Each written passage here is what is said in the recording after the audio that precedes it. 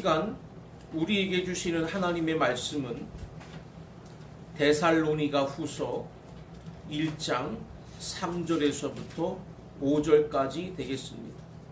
제가 받들어 읽겠습니다.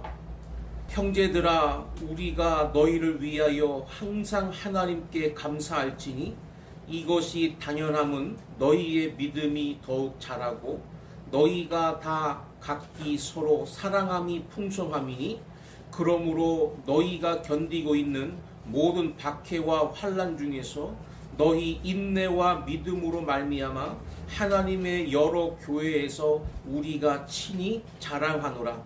이는 하나님의 공의로운 심판의 표요 너희로 하여금 하나님 나라에 합당한 자로 여김을 받게 하려 함이니 그 나라를 위하여 너희가 또한 고난을 받느니라. 아멘. 오늘은 하나님이 자랑스러워 하시는 성도라는 제목을 가지고 하나님의 은혜를 나누며 말씀을 선포합니다. 따라하겠습니다. 하나님이 자랑스러워 하시는 성도. 하나님이 자랑스러워 하시는 성도. 제가 예전에 어느 가정을 신방을 했더니 안방에 벽이 온통 다 액자로 걸려 있는 것을 봤습니다. 가만히 가서 잘 살펴보니까 그 집 애들이 학교에서 타온 상장을 전부 다 액자에다가 집어 넣어가지고 벽을 다 도배를 해놨어요. 그래서 더 자세히 들여다봤습니다. 도대체 이 애들이 얼마나 공부를 잘하길래 이렇게 많은 상을 받았나 보니까 별 대단한 상이 아니에요.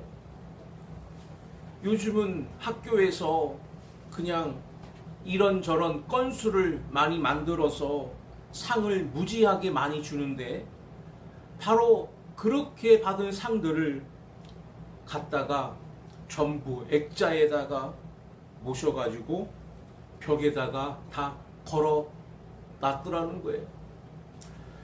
그 부모의 마음을 알 수가 있습니다. 그 자식들이 조금만 잘한다는 말을 들어도 그렇게 자랑스러워하는 모습을 봤습니다. 성경 잠언 23장 24절에 의인의 아비는 크게 즐거울 것이요 지혜로운 자식을 낳은 자는 그로 말미암아 즐거울 것이니라 그랬습니다. 그 자식이 올바르고 잘 되면 그 부모는 그렇게 즐겁고 자랑스러울 수가 없다 하는 것입니다. 제가 왜 이 자랑 얘기를 설교 처음서부터 하는가 하면 오늘 본문 4절 하반절에 사도 바울이 한 말이에요. 하나님의 여러 교회에서 우리가 친히 자랑하노라 그랬는데 바로 데살로니가 교회를 바울은 그렇게 자랑스러워 했다는 것입니다. 그래서 다른 많은 교회에다가 데살로니가 교회를 봐라. 얼마나 훌륭하냐. 이렇게 자랑했다는 그런 말씀이에요. 역시 자랑스러운 대상이 된다는 거, 그 얼마나 귀한 일입니까? 근데 우리 성도들에게는 가장 자랑스러운 그 말을 들어야 될 분이 하나님이십니다. 하나님께서 나는 아무개 성도가 그렇게 자랑스럽다. 이 말씀을 듣는 사람이 가장 행복한 사람이고 제일 훌륭한 신앙인인 줄로 믿습니다. 성경에 하나님이 직접 굉장히 자랑스러운 성도라고 칭찬한 사람이 있어요. 그가 누군가 제가 보니까 욥기의 욥을 보고 하나님이 그렇게 자랑스러워 하셨어요. 사탄 앞에서 하나님이 뭐라고 말씀하셨는가 하면 욥기 1장 8절에 내가 내 종 욥을 주의하여 보았느냐? 그와 같이 온전하고 정직하여 하나님을 경외하며 악에서 떠난 자는 세상에 없느니라 그랬습니다. 이 세상에 욥과 같이 훌륭한 신앙의 사람은 없다 할 만큼 하나님이 자랑스럽게 말한 대상자가 바로 욥이었습니다. 과연 오늘 우리도 하나님 앞에 아무개가 나는 이 교회에서 제일 훌륭하다라고 생각한다, 이렇게 자랑스러운 성도가 돼야 될 줄로 믿습니다. 과연 사도 바울이 데살로니가 교회의 어떤 모습을 보고 이렇게 자랑스러워 했느냐, 이걸 깨닫는 게 중요합니다. 우리의 신앙생활에 어떤 모습이 하나님 앞에 자랑스러운 모습이냐 하는 것입니다. 오늘 본문을 통해서 말씀을 나눌 때 큰 은혜와 깨달음이 있으시기를 간절히 소원합니다. 세 가지로 말씀을 상고합니다. 첫째는 3절 상반절에 보면 믿음이 잘 자라는 성도, 믿음이 잘 성장하는 성도가 하나님 눈에 보시기에도 자랑스러운 성도라고 하는 것입니다. 따라하겠습니다. 믿음이 잘 자라는 성도. 믿음이 잘 자라는 성도. 오늘 본문 3절 상반절에 형제들아 우리가 너희를 위하여 항상 하나님께 감사할지니 이것이 당연함은 너희의 믿음이 더욱 자라고. 바울이 데살로니가 교회를 칭찬하면서 첫 번째 칭찬이 믿음이 더욱 잘 자라고 있다, 이렇게 칭찬했습니다. 믿음이 뭐기에 이렇게 신자들에게 중요한 겁니까? 믿음은 성경에 보면 가장 많이 나오는 단어 중에 하나다, 이렇게 말씀드릴 수가 있습니다. 이 믿음에 관한 단어가 500회 넘게 나오고요, 믿음이라는 단어도 230회가 넘게 나옵니다. 그 대부분이 다 신약 성경에 믿음이라는 단어로 나오고 있습니다. 이 말은 신앙의 세계는 믿음의 세계다, 이렇게 말씀드릴 수가 있습니다. 하나님께서 우리를 칭찬하실 때 제일 먼저 믿음이 어떤지를 보신다, 그 말입니다. 왜냐하면 믿음이 없이는 신앙의 세계로 들어갈 수가 없고 신앙의 세계로 계속 발전해 나갈 수가 없기 때문입니다. 믿음은 헬라어 원어로 피스티스라고 그러는데, 이 피스티스라고 하는 말은 설득되었다라는 단어에서 연유가 된 겁니다. 다시 말하면 하나님께서 우리에게 계시를 주셨는데 도저히 우리 육안으로는 알 수가 없는 그 너무나 깊은 세계, 그 오묘한 세계를 하나님이 우리에게 계시로 보여주셨다는 거예요. 그 중에 하나가 양심의 계시가 있습니다. 사람은 동식물들과는 다르게 양심이 있어서 이 양심이 올바르게 작동하면 하나님을 알게 돼 있습니다. 이 양심이라는 것을 통해 하나님을 알도록 계시를 주셨어요. 또 자연 만물을 통해서도 하나님을 알 수 있는 계시가 있습니다. 그래서 하나님이 만드신 이 천지 창조의 세계를 우리가 잘 들여다보면 그 속에 하나님이 계시고 그 속에서 하나님이 어떻게 인류를 사랑하시고 이끌어 가시는지를 알 수가 있습니다. 그런데 더 확실한 계시가 있어요. 그게 바로 성경이라는 거예요.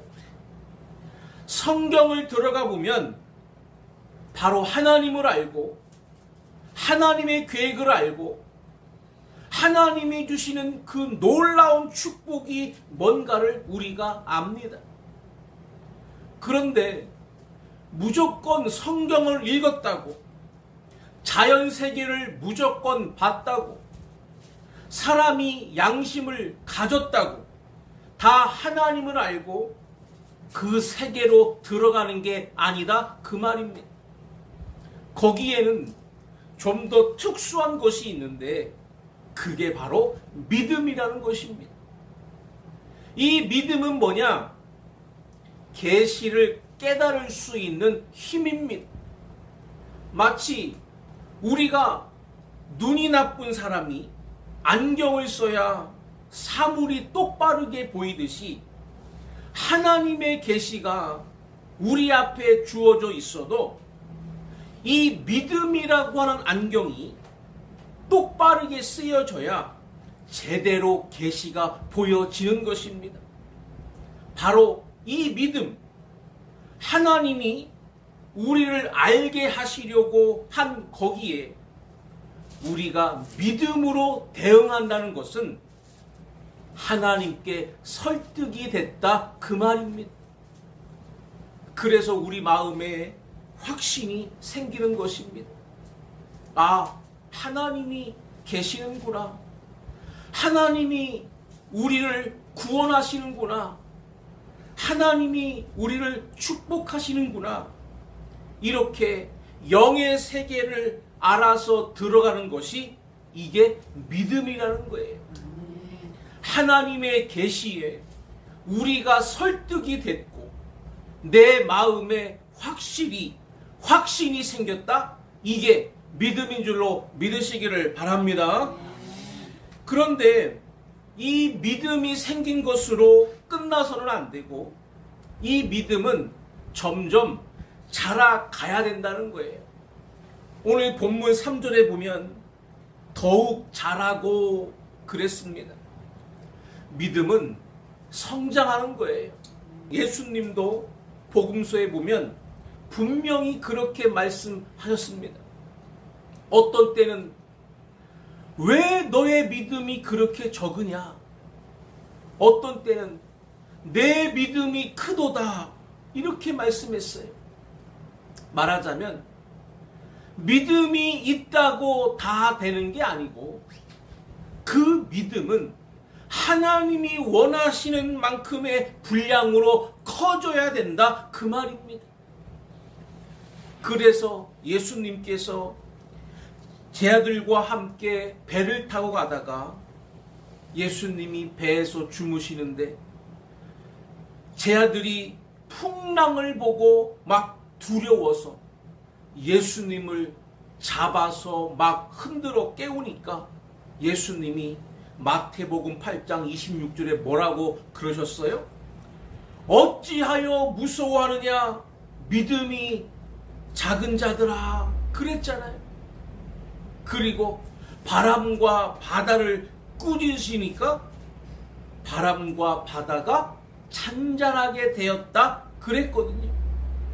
또 한 번은 예수님이 바다를 걸어서 제자들이 타고 가는 배 앞에 다가올 때 처음에는 두려워했지만 믿음이 생긴 베드로가 예수님, 저를 물 위로 오라고 하십시오. 그러면 자기가 막 바다 위를 막 뛰어서 예수님 앞에 지금 갈 참이에요. 예수님이 오라 그러니까 믿음으로 달려나갔는데 가다 보니까 제정신이 난 겁니다. 그래가지고 바닷물로 막 빠져 들어가는 거예요. 그래서 주여 나를 구원하소서 하고 소리 질렀을 때 마태복음 14장 31절에 예수님이 즉시 손을 내밀어 그를 붙잡으시며 이르시되 믿음이 작은 자여 왜 의심하였느냐 하시고 예수님 앞에서 의심이 가득해서 두려워하는 것이 믿음이 작은 자였다라고 말씀하신 것입니다. 이처럼 우리가 믿음이 있지만 그 확신이 적어서 이렇게 두려워한다든지 의심한다든지 하는 이것은 칭찬할 만한 믿음이 아니라는 거예요. 그러나 예수님께서 마태복음 15장에 보면 수로보니게 여인이 예수님 앞에 자기 딸을 데리고 나와서 내 딸이 흉악하게 귀신 들린 걸 좀 고쳐주십시오. 자녀의 떡을 취해서 개들에게 던짐이 마땅하지 아니하다. 그럴 때 개들도 그 주인의 상에서 떨어지는 부스러기는 먹지 않습니까?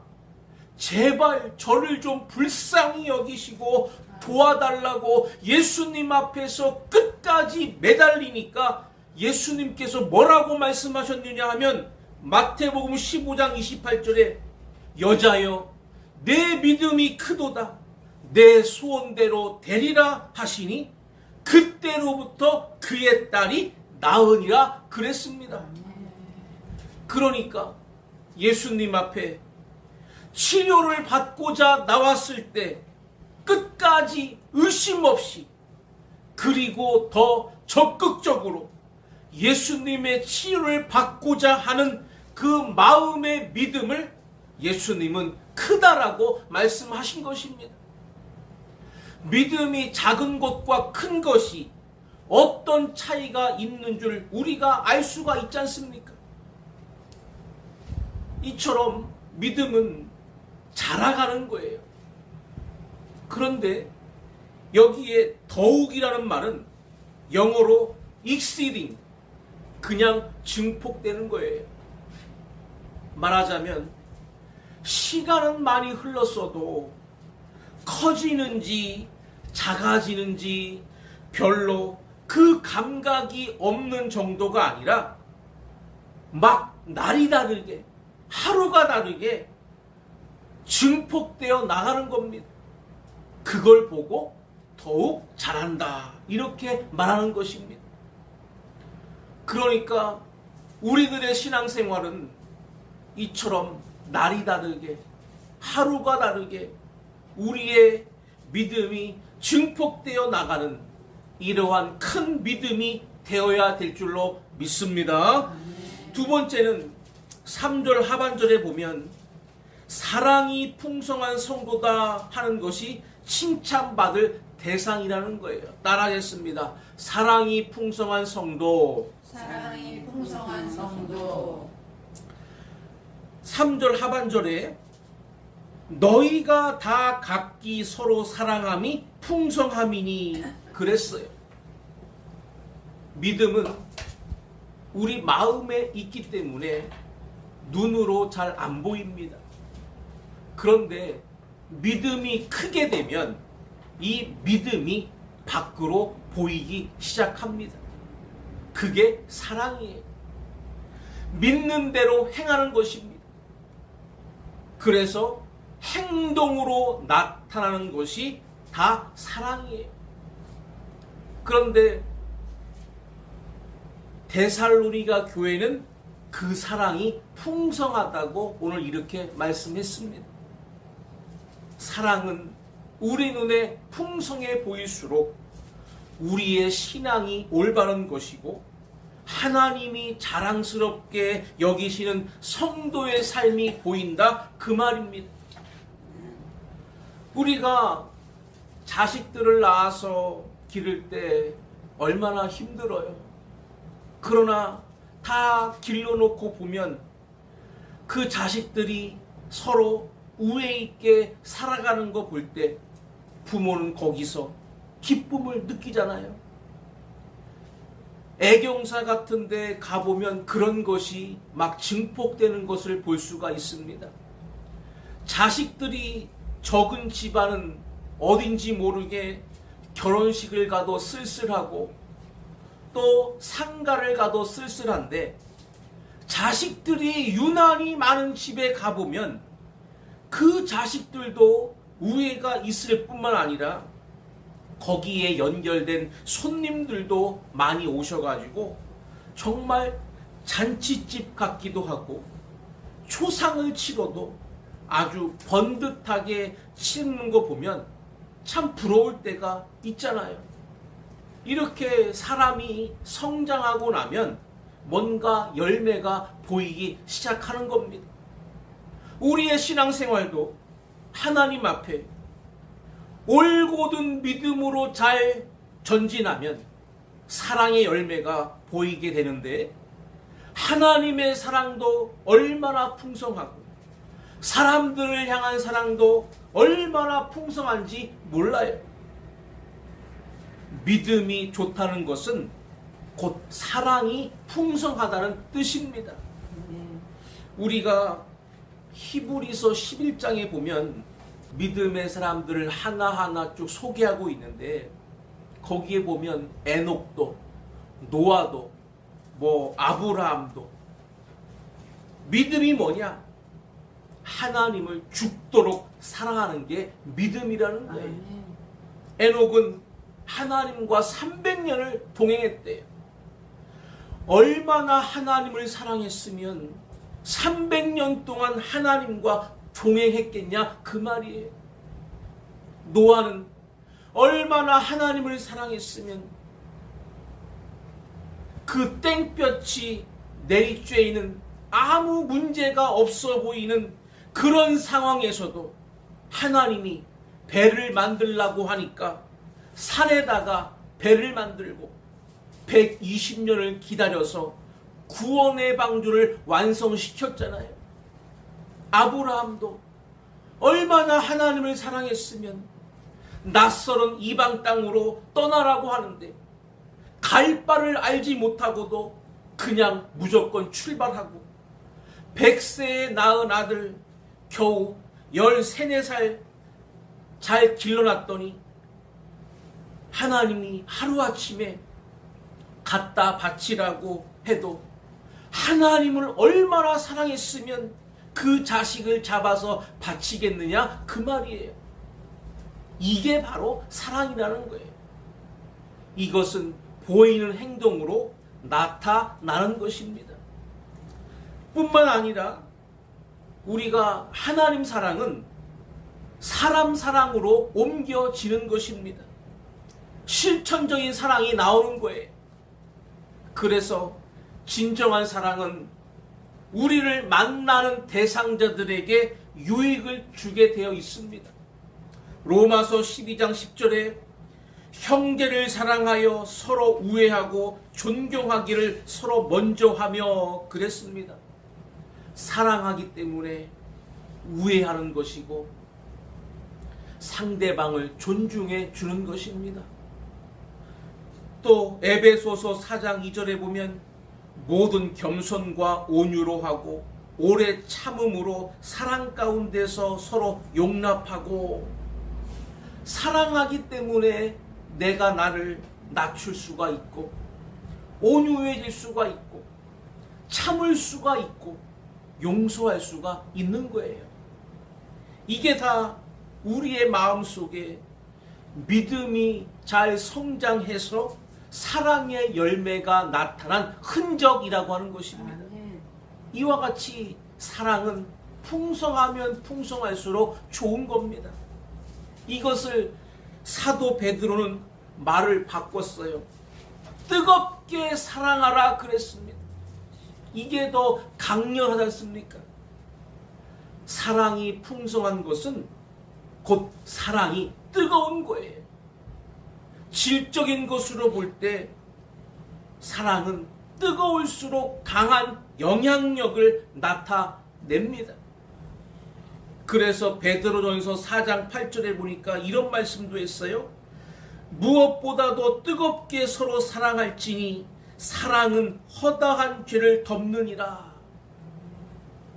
뜨거운 사랑은 죄까지도 다 녹여버리는 것입니다.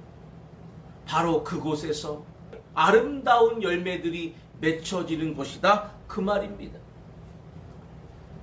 이렇게 우리가 사랑의 실천이 하나님 앞에서도 사람 앞에서도 이렇게 풍성하고 뜨거울수록 하나님의 자랑스러운 성도들이 될 줄로 믿습니다. 마지막 세 번째는 4절과 5절에 보면 박해와 환난을 인내하는 성도다 하는 것입니다. 따라하겠습니다. 박해와 환난을 인내하는 성도. 박해와 환난을 인내하는 성도. 뭐든지 귀한 것은 하루아침에 얻어지는 게 아닙니다. 귀할수록 거기에 연단이 필요한 거예요. 세상에 귀한 직업을 얻는 사람들이 쉽게 얻는 사람이 없어요. 판사, 검사 되는 일은 얼마나 힘든 일인지 몰라요. 왜 힘드냐? 사법고시를 합격을 해야 되기 때문에 그래요. 뭐 외무고시도 있고 행정고시도 얼마나 어려운지 몰라요. 그거를 뚫어야만 귀한 것을 얻을 수가 있는 것입니다. 그런데 끝까지 도달하는 사람은 누가 도달하느냐? 인내하는 사람이 도달하는 거예요. 제 아무리 머리가 뛰어나고 좋아도 인내하지 못하면 소용없는 겁니다. 우리가 귀한 것을 얻는 것은 인내의 연단 과정이 반드시 있다는 거예요. 올림픽에서 금메달을 목에 건 선수의 그 영광 뒤에는 우리가 알지 못하는 수만 시간의 눈물과 땀의 시간이 숨어 있습니다. 금메달은 하루아침에 만들어지지 않습니다. 국가대표 선수촌에서 훈련하고 있는 선수들을 영상으로 본 적이 있는데 새벽 어둠이 채 거치기도 전에 일어나 훈련장으로 향하고 남들이 편안하게 쉬고 있는 휴일에도 자신의 한계를 넘기 위해 끊임없이 반복해서 훈련합니다. 몸이 망가질 정도의 고통을 견디고 수없이 실패하고 넘어지면서도 다시 일어나 훈련을 계속합니다. 때로는 부상으로 좌절하기도 하고 때로는 슬럼프에 빠지기도 하지만 포기하지 않고 끝까지 인내한 사람만이 마침내 올림픽 시상 때 가장 높은 곳에 올라서는 것입니다. 만약 그 선수가 아무리 뛰어난 기술과 재능을 가졌다 할지라도 훈련이 힘들어서 중간에 포기했다면 아무 소용이 없는 것입니다. 우리가 왜 예수를 믿는데 박해를 받고 환난을 받느냐? 그것은 그만큼 귀한 세계가 우리에게 주어지기 때문인 줄로 믿으시기를 바랍니다. 이 세상에서도 귀한 것은 그런 훈련과 연단이 필요한데 더구나 영원한 세계를 우리가 축복으로 받으려고 하는데 그 박해와 환난을 우리가 감당하지 못한다면 그것은 얻을 수가 없다는 거예요. 그래서 오늘 본문 4절에 뭐라고 그랬어요? 우리 다 같이 함께 4절을 읽겠습니다. 시작. 그러므로 너희가 견디고 있는 모든 박해와 환난 중에서 너희 인내와 믿음으로 말미암아 하나님의 여러 교회에서 우리가 친히 자랑하노라. 아멘. 너희들은 박해와 환난을 견디는 일에 있어서는 어느 교회보다도 잘한다. 그 박해와 환난은 필요한 과정이다. 때로 그 과정은 힘들고 인간의 생각으로 이해되지 않을 수 있지만 하나님은 그 시간을 통해 우리의 믿음을 더욱 순수하게 하고 우리의 신앙을 더 견고하게 만들어 가신다는 거예요. 5절에도 이는 하나님의 공의로운 심판의 표요 너희로 하여금 하나님의 나라에 합당한 자로 여김을 받게 하려 함이니 그 나라를 위하여 너희가 또한 고난을 받느니라. 이 말을 바꾸면 하나님 나라에 합당한 자로 인정받기 위해서 너희가 훈련을 받고 있는 것이다. 이런 말씀이에요. 예수님도 분명히 천국을 그렇게 말씀했어요. 누가복음 8장 15절에 좋은 땅에 있다는 것은 착하고 좋은 마음으로 말씀을 듣고 지키어 인내로 결실하는 자니라 그랬습니다. 천국은요 그냥 얻는 게 아니고 인내로 결실해서 얻는 거예요. 아멘. 또 누가복음 21장 19절에 너희의 인내로 너희 영혼을 얻으리라. 예수님이 하신 말씀인데 우리는 이 인내가 예수님이 하신 만큼만 참으면 됩니다. 성경에 뭐라고 그랬어요?